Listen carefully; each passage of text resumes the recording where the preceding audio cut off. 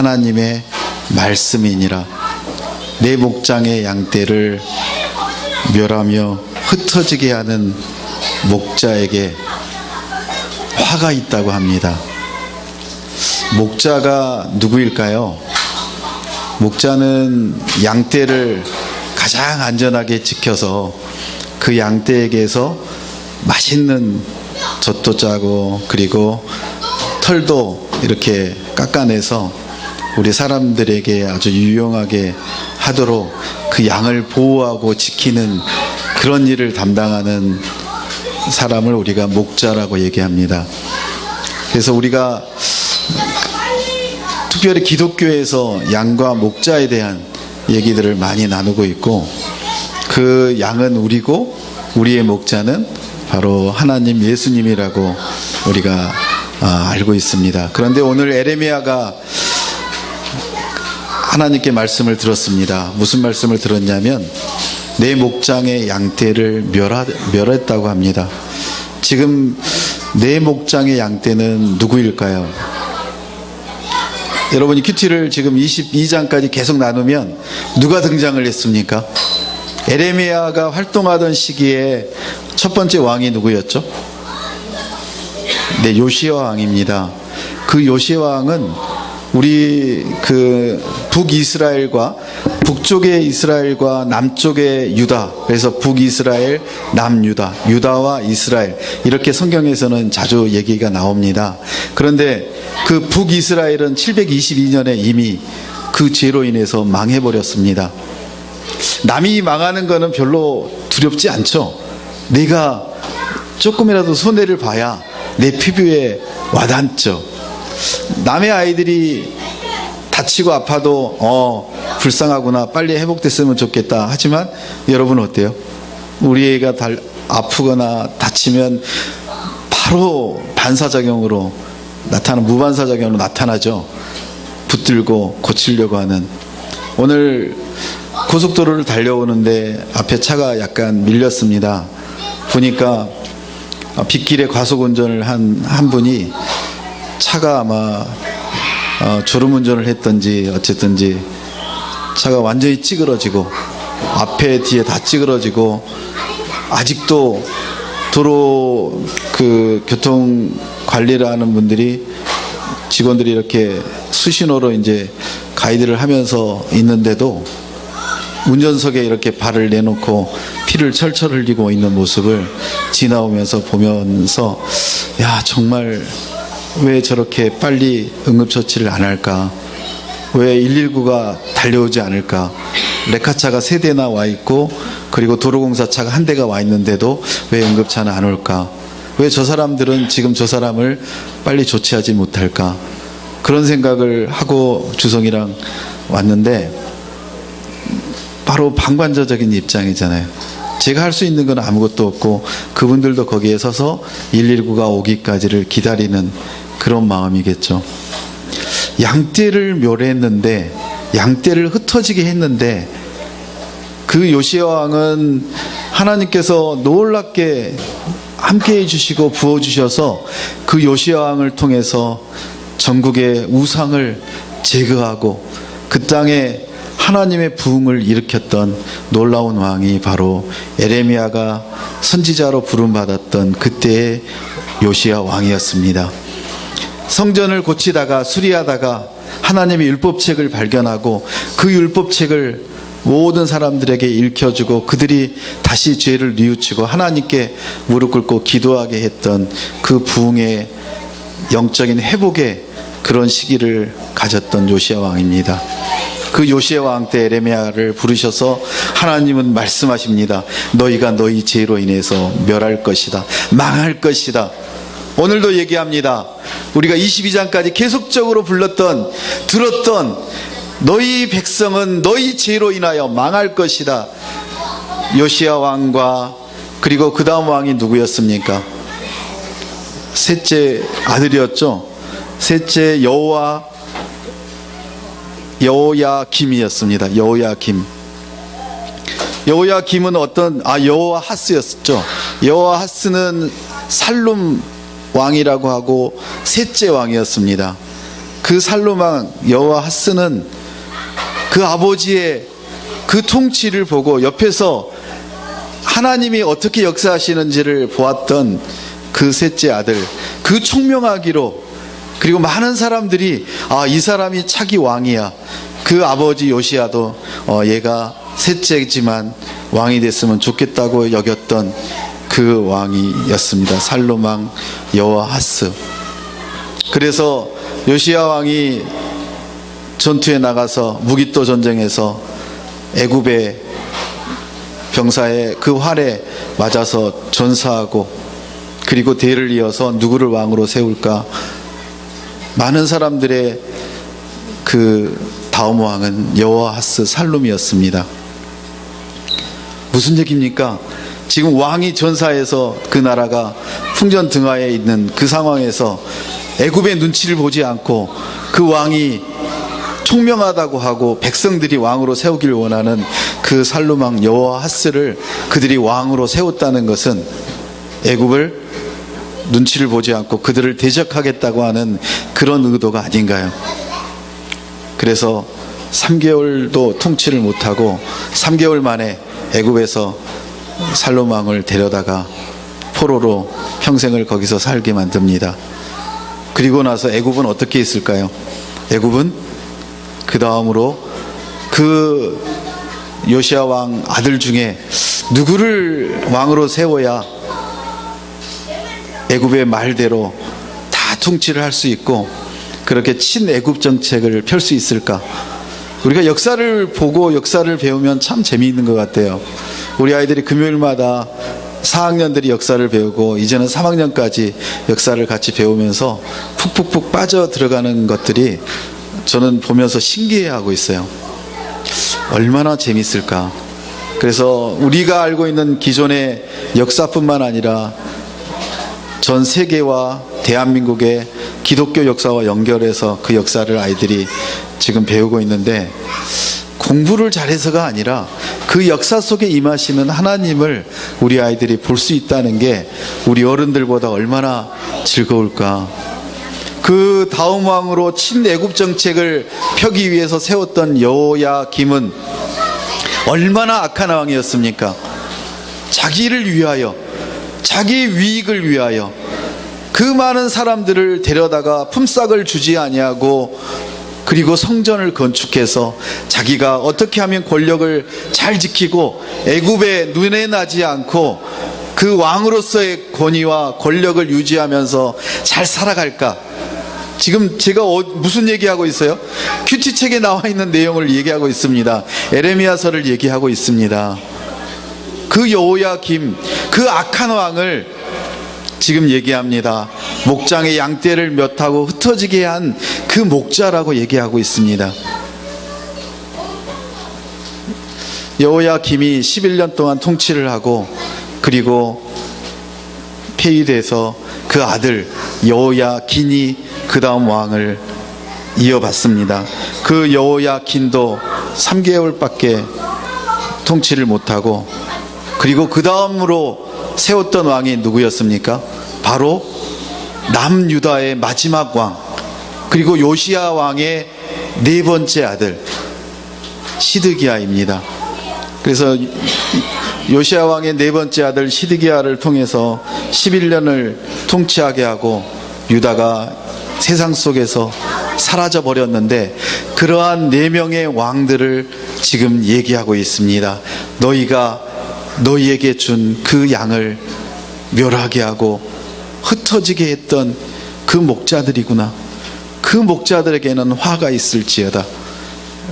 그 대를 끊어버리고 너희가 이제는 왕으로서가 아니라 이제는 완전히 바벨론의 멸망을 당해서 포로로 끌려가서 살아야 되는 그 왕과 백성들이었습니다. 2절에 계속적으로 얘기하고 있습니다. 여호와께서 내 백성을 기르는 목자에게 이와 같이 말씀하셨다고 합니다. 너희 기르는 그 양떼를 흩으며 몰아내고, 그리고 돌보지도 아니하는 너 죄로 인해서, 그 죄로 인해서 너희가 이제 저주를 받고 보응을 받을 것이다. 너무너무 무서운 하나님이세요. 천지를 창조하신 하나님이시고 우리를 이 땅에 태어나게 계획하셔서 섬지로 이끄시는 그런 멋진 최고의 하나님이시고 능력이 있으시는 그런 하나님인데, 우리는 그 하나님을 너무나 하찮게 생각을 하고 그 하나님을 우리가 두려워하지 않고 살고 있는 우리의 모습들을 보면서 우리가 참 대단하다, 교만이 하늘을 찌르고, 야, 우리가 세상에 가장 힘 있는 자고 내가 가장 지구의 중심이고 그 모든 것들에 나의 능력이 미치기를 원하는 그런 우리의 모습을 보면서, 여러분은 아니고 전가요? 네, 저의 모습이죠. 왜 하나님 지금 이때에 이것을 해주셔야 되는데 왜 안 해주십니까? 누구의 기준이에요? 누구의 스케줄이에요? 누구의 계획이에요? 저잖아요. 저의 계획과 제가 지구의 중심이고 모든 사람의 중심인데 왜 너는 내 말을 듣지 않느니? 내가 이렇게 멋진 능력과 힘을 가지고 있고 내가 하면은 모든 게 다 잘 될 것 같은데 왜 너는 내 말을 들어주지 않니? 하나님은 말씀하세요. 너 그게 망하는 길인지 모르니? 내가 너에게 지금 주고자 하는 것은 그 어마어마한 것보다 더 값지고 너무나 고귀한 나의 사랑을, 내가 왜 너를 이 땅에 태어나게 하고 너를 통해서 이루시려고 하는 일이 뭔지 내가 너에게 알려주려고 하는데 너는 지금 그 길을 닫아버리고 너의 계획과 너의 욕망을 쫓아서 나아가고 있지 않니?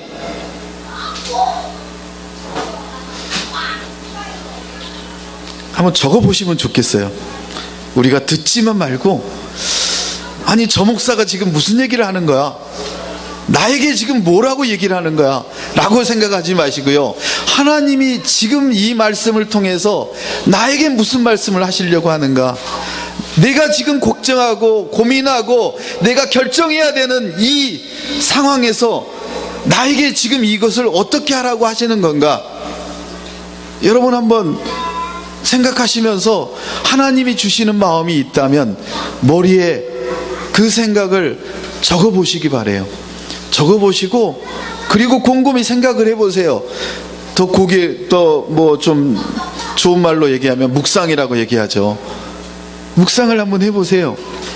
그리고 그 길을 내가 가야 되는지, 지금 가야 되는지, 아니면 조금 더 느리지만 하나님이 확실한 답을 주시고 하나님의 공동체와 사람들을 통해서 그거에 대한 확신을 주셔서 내가 가게 하는 그 길인지. 우리가 빨리 망하면 뭐 하나요? 빨리 망하는 것보다 좀 느리지만 천천히 가지만 하나님께서 예비하신 그 놀라운 계획을 따라가는 게 우리의 멋진 삶이 아닐까요? 우리 자녀들이 너무나 빠르게 가다가 넘어지면 차라리 그거보다는 천천히 가서 안전하게 하나님의 계획하신 그 길을 찾아서, 좁은 길이지만 좀 고통스러운 길이지만 좀 아프지만 나의 욕망을 채울 수 없고 내 생각하고 좀 다르지만 하나님이 계획하신 그때에 그 사람들과 그렇게 같이 가시면 안 될까요? 우리가 왜 예배를 드리고 말씀을 배우고 힘들지만 시간을 내서 그리고 그 말씀을 가지고 나눠야 되는지 여러분 깨달아지십니까? 하나님을 알아야, 하나님이 어떤 분이시고 하나님이 구체적으로 나와 무슨 관계가 있는지, 나랑 전혀 관계없는 그분이 나에게 뭐라고 얘기하면 여러분에게 누가 이럴 거예요. 너 능력 있는 거 알잖아요. 그래도 대학 교수고, 그리고 학생들을 23년을 가르치고, 그리고 기흥온누리에서 이렇게 우리 멋진 공동체 살고 있는데 우리 교회를 위해서 좀 투자 좀 해보세요. 한 5억만 투자하시면 자, 멋진 교회를 만들어서 같이 생활하게 해드릴게요. 그게 꿈의 공동체가 되고 그렇게 멋진 미래가 열릴 거예요. 투자해 보세요. 그럼 뭐라 그럴까요? 너나 잘해봐. 왜? 관계가 없고 저 사람을 신뢰할 수도 없고 내가 하나님도 못 믿는데 너를 어떻게 믿어? 믿는다는 게 뭐예요? 믿는다는 것은 그분을, 그 사람을 얼만큼 아느냐예요. 그 사람이 어떤 일을 할 때 보니까 남을 속이지 않고 어떤 결정을 하는데 그 결정을 자기를 위한 이익을 취하는 것보다 다른 사람의 배려와 사랑과 자기가 손해보더라도 그 사람들의 손해보지 않으려고 하는 그런 철저한 모습을 보면서 야, 저 사람은 우리 아버지보다도 믿을 만하다. 내가 피가 섞이지 않았지만 저 사람에게 투자하면 내가 손해는 보지 않을 것 같다. 그게 바로 뭐예요? 그게 바로 신뢰고 바로 믿음이에요. 우리가 하나님이 어떤 분인지를 모르면 그 하나님을 어떻게 우리가 신뢰하고 믿을 수가 있습니까? 하나님을 알아야 믿을 수 있고 그 하나님과 평생을 같이 갈 수가 있는 거죠. 그래서 우리가 훈련받는 거예요. 그래서 우리가 1대1을 하고 하나님께서 임직을 하라고 하면 내 능력이 없고 내가 할 수가 없지만 하나님께서 멋진 길을 가게 하신다고 나에게 그런 자리를 주신다면 내가 그 길을 쫓아가겠노라고 그렇게 결단하며 내가 힘들고 어렵지만 앞에 나와서 찬양을 리드하고 내가 화장실을 청소하고 내가 음식을 하고 기쁜 마음으로 멋지게 한다는 거예요. 억지로 하는 마음이 아니라 하나님이 나에게 주신 재능과 은사와 그 능력으로 그 지혜로 할 수 있게 만들어 주신다는 거예요. 우리는 얘기합니다.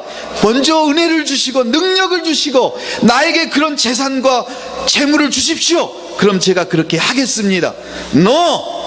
요단강에 너가 먼저 발을 디디라고 합니다. 발을 디디면 하나님께서 요단강을 열어주신다고. 우리가 해야 될 일은 하나님을 전적으로 신뢰할 수 있는 그 하나님을 알고 그 하나님으로 인해서 내가 결단할 수 있고, 왜냐하면 하나님을 신뢰하고 전적으로 믿을 수 있기 때문에 내가 그 하나님을 믿을 수가 있는 것입니다. 하나님께서 말씀하십니다. 너에게 맡겨준 양이 누구니? 우리에게는 하나님께서 모든 사람들을 양으로 부르시고 그리고 여러분을 목자 삼아 주셨다고 합니다. 여러분을 각 필요한 요소에 그 자리에 리더로 세우셨다고 합니다. 우리 교회는 4개의 팀이 있습니다. 모세팀, 바울팀, 다윗팀, 요셉팀. 헷갈리시죠? 이게 그래서 글씨가 3자이니까 헷갈리신 것 같아요. 그래서 오늘부터 이름을 바꾸겠습니다. 모세 공동체, 바울 공동체, 다윗 공동체, 요셉 공동체. 조금 더 이해하시기가 편하죠? 예. 그리고 바울 공동체 팀장, 다윗 공동체 팀장, 이렇게 팀장들을 세웠습니다. 그 팀장들이 어떤 일을 담당하시는 거예요?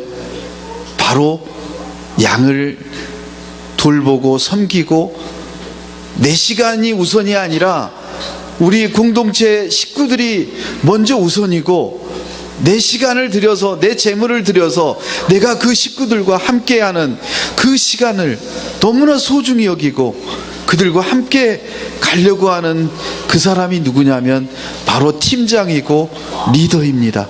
오늘 목자라고 얘기합니다. 여러분을 각자의 그 분야에서 리더로 목자로 세우셨다고 합니다. 그런데 여러분이 그 목자로서의 그 일을 감당하고 계십니까? 1대1을 감당하고 계시는 양육자들이 계십니다. 동반자들 함께 그 양으로 모시고 섬기고 말씀을 나눕니다.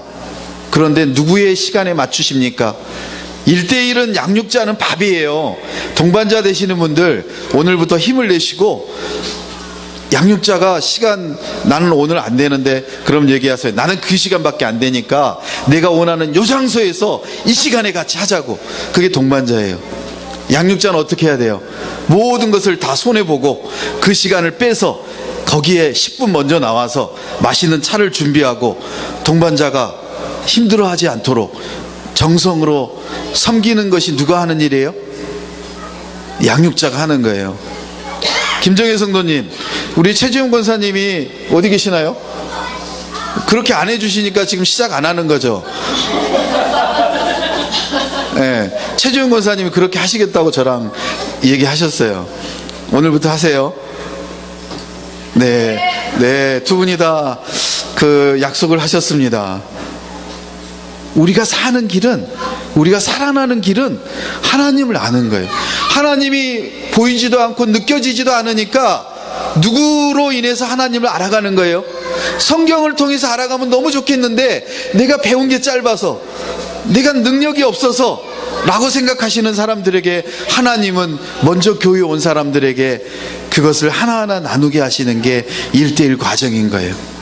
능력이 있어서 1:1 양육자가 되는 게 아니라 먼저 한 걸음 먼저 왔기 때문에, 내가 먼저 한 걸음 동반자로 그리고 양육자로 섰기 때문에 그렇게 나누는 거예요.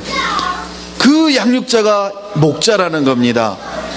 시드기야, 그 아들 시드기야와 여호야김과 여호야긴과 여호아하스와 이 4명의 목자들은, 리더들은 지금 제대로 못하고 있다는 거예요.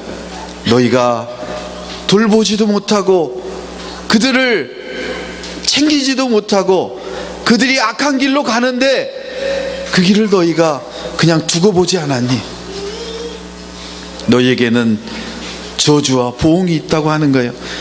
얼마나 아픈 얘기입니까? 여러분에게 각자에게 맡긴, 하나님께서 리더로 맡기시고 목자로 세우신 그 힘을 감당하기 위해서 하나님께 기도하세요.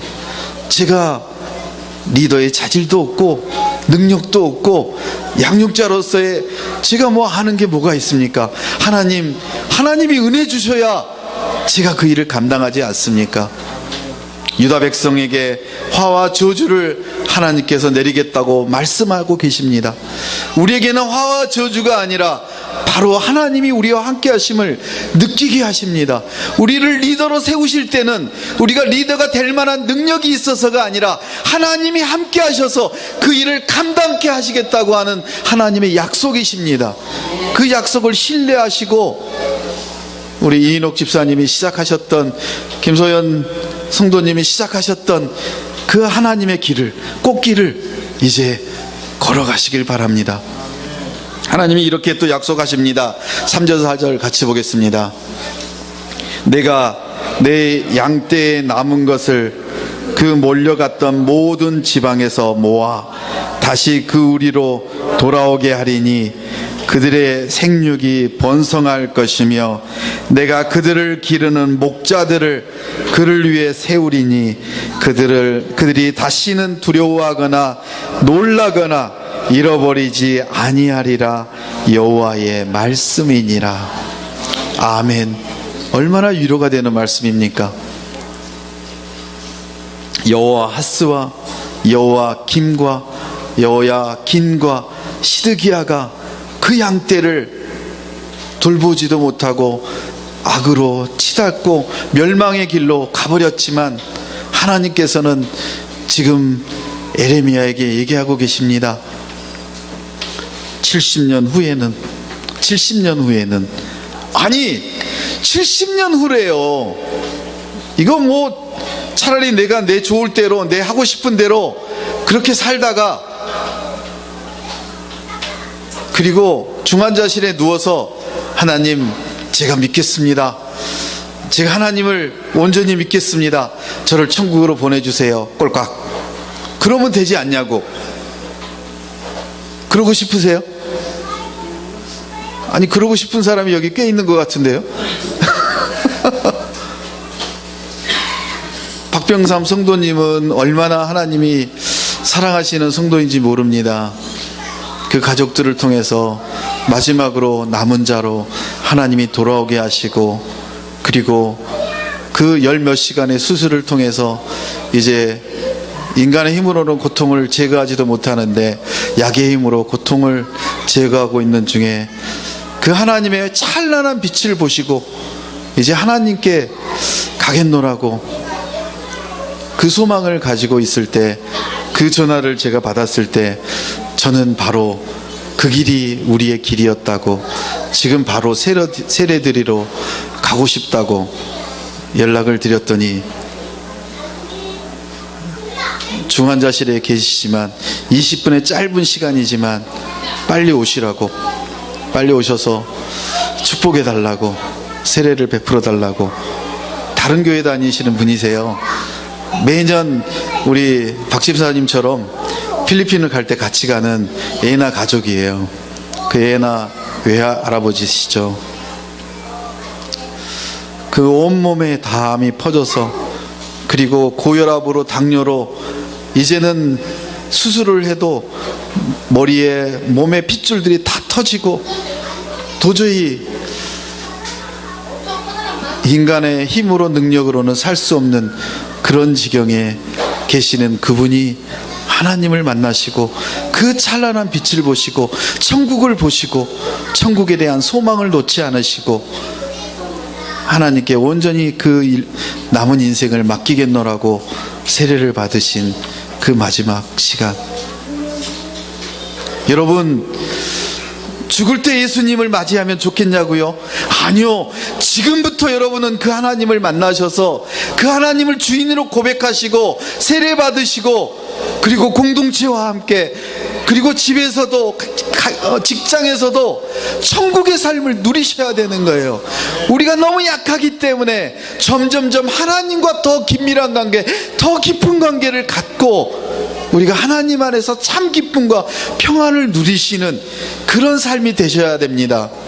왜 죽기 전에 그래야 됩니까? 그건 어쩔 수 없는 상황에 그러는 거고, 여러분은 이제 아시니까 지금부터 이 유다 백성들처럼 다른 데로 도망가실 게 아니라 끝까지 내가 이해가 되지 않고 저 장로가, 저 목사가, 저 전도사가 나를 괴롭히고 훈련시키려고 한다 그래도 끝까지 붙으시고, 저 인간이 나를 괴롭히는 게 아니라 하나님이 나를 찾으시는구나, 하나님이 나를 붙으시는구나, 하나님이 나를 얼마나 사랑하시면 지금 저 인간들을 통해서 나에게 하나님이 어떤 분이신지 알게 하시려고 이렇게도 나를 괴롭히는구나.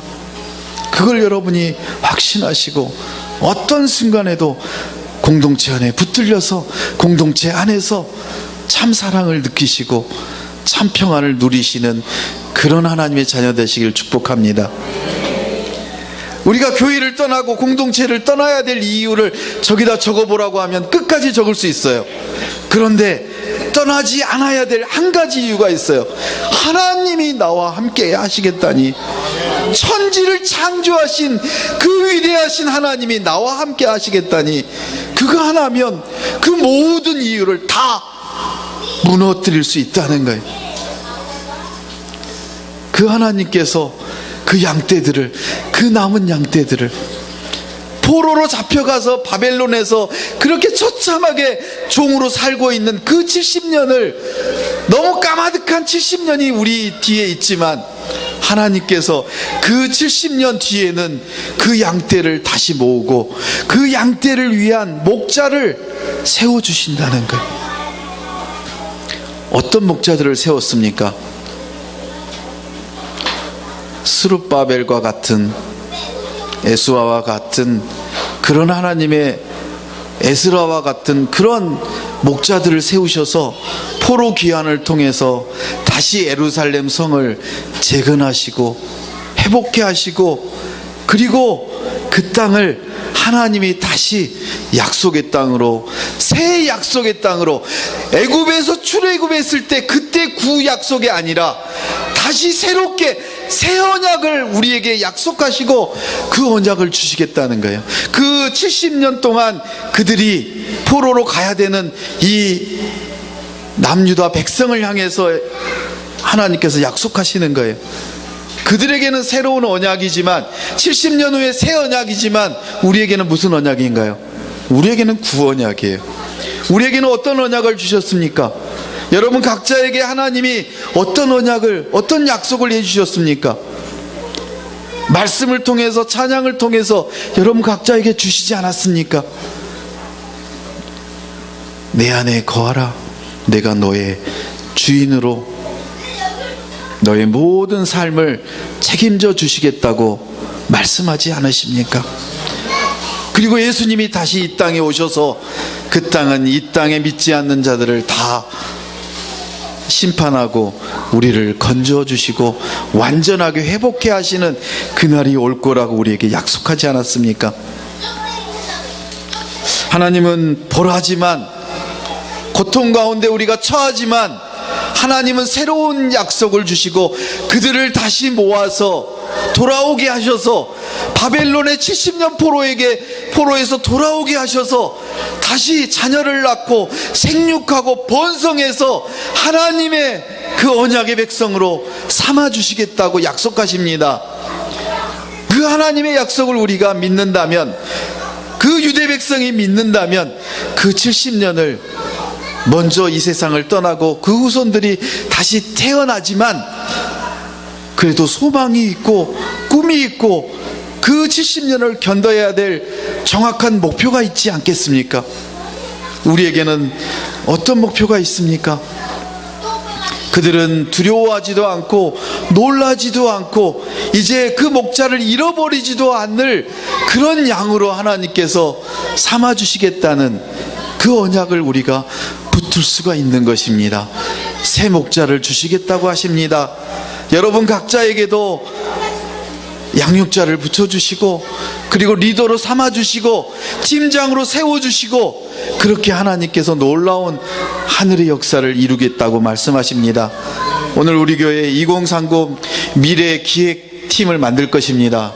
그 팀장을 세우고 팀원을 5명으로 제가 압축해서 세울 것입니다.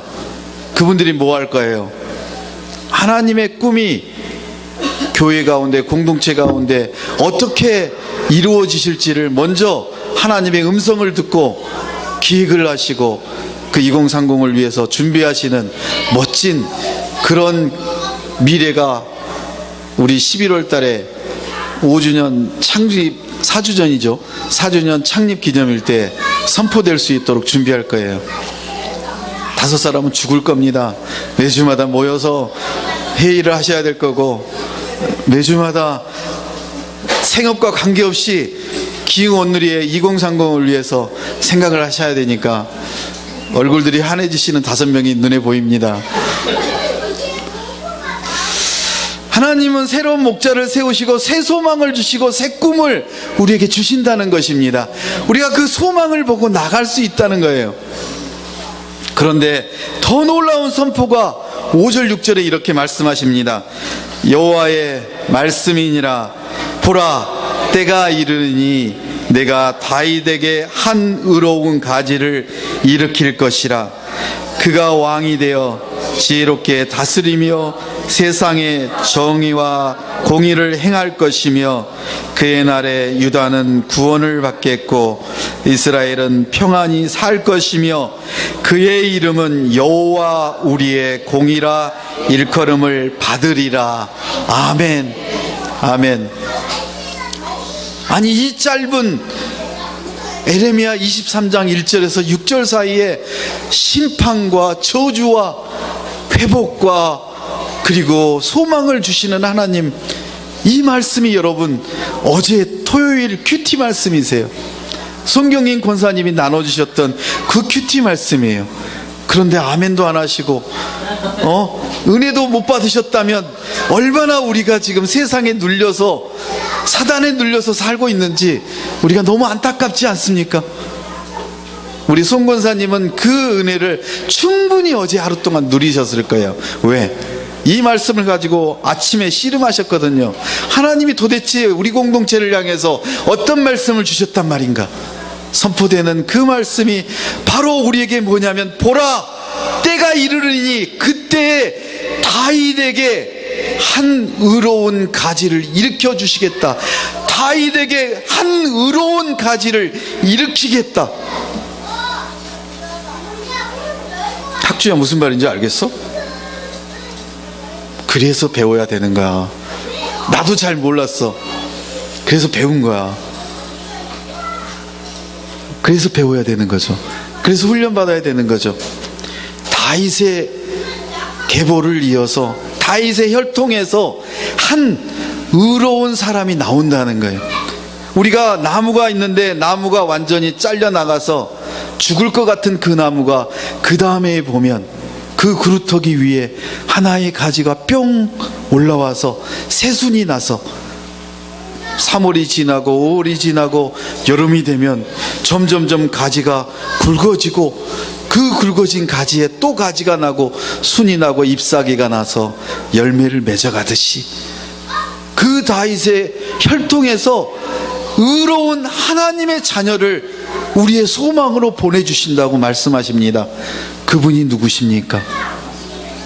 아니, 지금 이때가 BC 600년경이에요. 예수님이 오시기 600년 전에 여기에서 한 의로운 가지를 얘기하고 있어요. 지금 에루살렘은, 남유다는 그들의 죄로 인해서 바벨론에 완전히 멸절당하고 포로로 70년을 그 땅에서 보내야 되는 그 상황에 지금 하나님은 얘기하고 계세요. 너희에게 내가 70년 후에는 새로운 목자들을 세워서, 스룹바벨과 에스라와 이런 새로운 목자들을 세워서 너희를 귀환케 하고 다시 생육하고 번성하게 한 후에 너희가 600년 후에는 너희의 죄를 완전히 없애줄 새로운 왕, 그 의로운 가지 예수 그리스도를 너희에게 보내주시겠더라고. 이 예언이 들리십니까?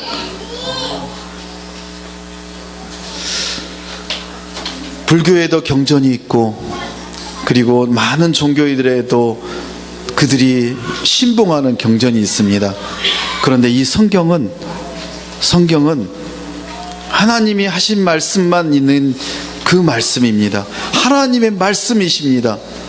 그런데 그 말씀 속에 우리가 구약에 보면 오실 예수님에 대한 얘기가 여기저기에 있음을 우리가 봅니다. 바로 구약은 우리를 구원하러 오실 그 메시아 예수 그리스도에 대한 얘기를 얘기하고 있습니다. 오늘 23장 5절에는 우리에게 그 예수님이 이미 600년 전에 오시겠다고 예언하신 그 말씀을 우리가 보고 있습니다. 가슴이 떨리십니까? 역시 장로님밖에 없습니다. 네, 어제 그 돼지족발을 보면서 가슴이 떨렸습니다. 박창순 집사가 보니까 더 맛있는 돼지족발을 또 내놓으시더라고요. 좀 있어서 최재민 성도가 올라오니까 더 좋은 돼지족발을 또 내미시더라고요. 야, 늦게 올걸. 집에를 조금 싸주셔서 가져갔는데 주성이가 보고 이거 정말 집에서 만든 거냐고 감탄을 하면서 먹더라고요. 우리에게 가슴 떨리는 일이 뭐가 있습니까? 여러분의 꿈이 이루어질 때, 여러분이 맛있는 것을 먹을 때, 그 하나님을 여러분이 발견할 때, 벌써 600년 전에 그 오실 예수님이 이렇게 예언되어 있구나. 그 오셨던 예수님이 거짓이 아니구나. 정말 나를 위해서 이 땅에 나의 죄를 위해서 오셨구나. 그 예수님이시구나. 다시 오실 그 예수님이 확실한 나의 주인이시구나. 그런 여러분 가슴 떨림과 감격이 이 시간에 있어야 되는 거예요. 모르시면 감격도 배우세요. 감동도 배우세요. 훈련 받으세요. 그 감동을 느끼실 때, 여러분 찬양할 때 입이 열리시더나요? 입이 잘 안 열리죠? 그럼 감동이 없어요. 예은아, 우리 예은이가 4명이나 되는데, 큰 예은아, 찬양할 때 감동이 있어? 우리 큰 예은이가 2013년에 교회를 개척할 때 장로님 부부와 저와 주성인 태주와 여기서 예배를 드릴 때 그 처량한 모습으로 반주를 하면서 몇 명 되지 않으니까 반주만 하면 안 되고 찬양도 해야 되니까 그 큰 소리로 찬양을 할 때 감동이 넘치고 은혜가 넘쳤는데, 지금은 이제 아래 것들한테 물려주고 저 뒤에서 딱 폼 잡고 앉아서 찬양 잘 하나 한번 보자 이렇게 입을 하고 있으니까 감동이 덜하지. 예은아, 그치? 우리가 몸으로 할 때 감동이 밀려와요. 훈련받아야 돼요. 여러분, 교회 와서 찬양하기까지가 몇 달 걸려요. 우리 재준이가 찬양하기까지가 몇 달 걸린 줄 아세요? 우리 혜린이가 찬양을 하고 집에 가서 유튜브로 사진을 찍어서 유튜브에 올려서 제가 보게 하려고 혜린이가 얼마나 노력한 줄 아세요? 기주가 막 찬양하는 거를 보면 혜린이가 자기도 해달라고, 그리고 시아도 앞에 나와서 마이크 들고 찬양하는 거 보셨어요? 오늘 재준이가 9시 10분에 문을 열고 우산을 들고 가방을 들고 들어왔어요. 그리고 저 뒤에 앉아가지고 찬양을 하는데 혼자서 입을 뽀끔뽀끔 찬양을 하고요. 전도사님이 눈을 감고 기도하자고 그랬더니 눈을 감고 그리고 기도하는 거예요. 제가 그 찰나를 놓칠 수 없어서 벌써 찍어가지고 유튜브에 올려놨어요. 한번 보세요. 이따가. 은혜가 그냥 오는 게 아니고요, 우리가 하나님을 갈망하고 하나님을 바라보고 하나님께 마음을 둘 때 하나님은 우리에게 놀라운 은혜를 허락하세요. 여러분, 찬양할 때 입술이 잘 안 열리시면 의지적으로 입술을 여시고 목청껏, 내가 음치지만 박치지만 목청껏 찬양하세요. 그러면 여러분의 목이 갈라지고 찢어지고 마음이 아픈데 힘이 드는데 은혜가 넘치고 감동이 오고 온몸이 짜릿해지고, 그리고 손을 들고, 이 손을 들기까지가 몇 년이 걸려요.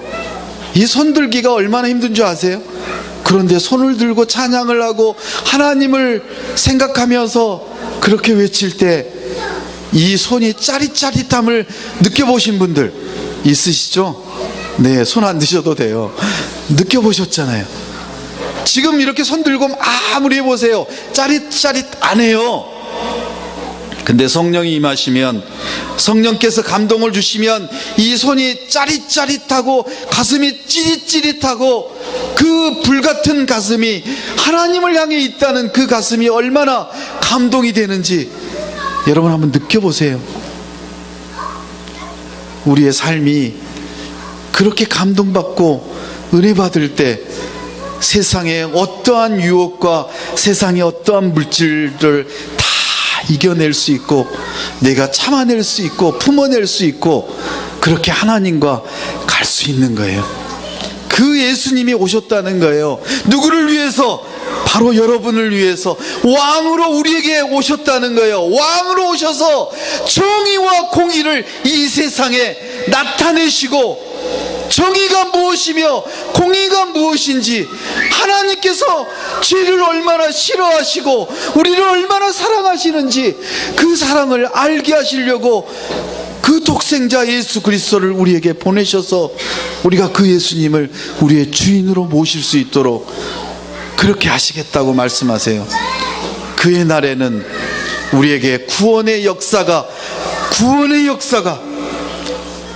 이 구약을 통해서 구원이라는 게 무엇이고 메시아가 오셔서 우리를 구원하시려고 하는 그 구원의 역사에 대해서 말씀하시고, 우리에게 드디어 예수님이 이 땅에 오셔서 우리를 구원하셨다고, 그 예수님을 우리가 믿고 세례받고 확신하는 그 순간 우리는 영원한 구원을 얻고 지금부터 천국의 삶이 시작됐다는 거예요. 우리가 교회에서 세례받고 구원받았지만 죽을 때까지 천국을 누리지 못하고 죽은 후에나 천국에 간다면, 그러면은 아까 얘기 드린 대로 잘 놀다가 내 욕망대로, 내 생각대로, 내 하고 싶은 대로 그냥 사람들 죽이고 해코지하고 내가 원하는 거 갈취하고 속이고 그렇게 살다가 죽기 전에 꼴가닥 하기 전에 잠깐 예수님 믿어요. 저 주인 되어 주세요. 저 천국 가죠. 그렇게 가면 뭐 합니까? 예수님을 믿는 순간 여러분의 가정과 여러분에게는 무슨 능력을 주셨다고요? 천국의 특권을, 하나님의 아버지의 그 유산을, 그 놀라운 권위와 지위와 능력을 여러분에게 주셨다는 것입니다. 그런데 왜 크리스찬들이 그렇게 찌질하게 거짓말하면서 남을 속이고 그렇게 살아가는 줄 아세요? 왜 그러죠? 우리에게 100억을 줬어요. 그 100억을 너무나 내가 누구에게 뺏길까 봐서 은행에 넣어놨죠. 그리고 너무나 즐거워요. 100억이 있다는 것 때문에. 그게 무슨 능력인가요?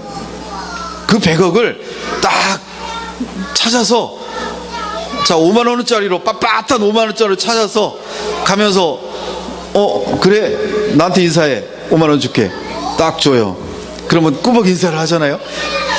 인사를 안 하고 끝까지 버틸라 그래요. 그래 내가 지금 너 5억 줄게, 나한테 인사해. 바로 인사할걸요. 안 하실 분 있으세요? 없으시죠? 사용하는 거예요. 나에게 주신 권위와 지위와 능력을 사용하지 않기 때문에 크리스찬들이 세상 사람들보다 더 약해 보이고 능력 없어 보이고 찌질해 보이고 그렇다는 거예요. 여러분에게 주신 그 양날의 권위와 힘과 능력을 사용하세요. 사용하시면 하나님이 한량없는 그 은혜로 퍼부어주신다는 거예요. 우리가 왜 그 권위를 사용하지 못하고 내 능력으로 내 힘으로만 그렇게 살려고 하십니까?